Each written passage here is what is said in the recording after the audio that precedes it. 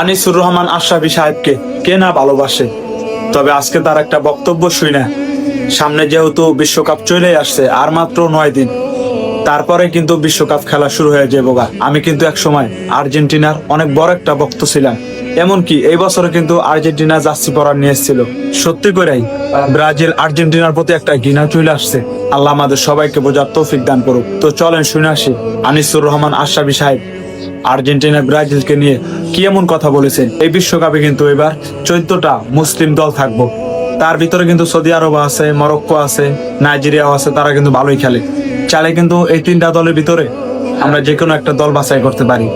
Brazil, Argentina, কোন মুসলমানের বাচ্চা যদি তার কাছে প্রিয় হয়, এটা আল্লাহর কসম আমি বললাম, তোর ইমানের সমস্যা, তোর ইমানের সমস্যা, তোর ইমানের সমস্যা, তোর মুসলমানিত্বের সমস্যা।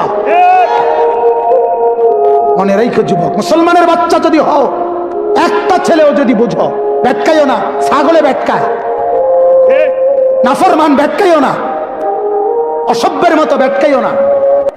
ভেটকানির লেগে বলছি না, হাসার জন্য বলি নাই। বেটা, ব্রাজিলের খেলোয়াড় কি তোমার বাপ? ব্রাজিলের সমস্ত খেলোয়াড় বেঈমান। বেঈমান কিনা কথা বলেন না কেন? ব্রাজিলের খেলোয়াড় কাফের, আর্জেন্টিনার খেলোয়াড় কাফের। কাফের কেমনে মুসলমানের প্রিয় হয়?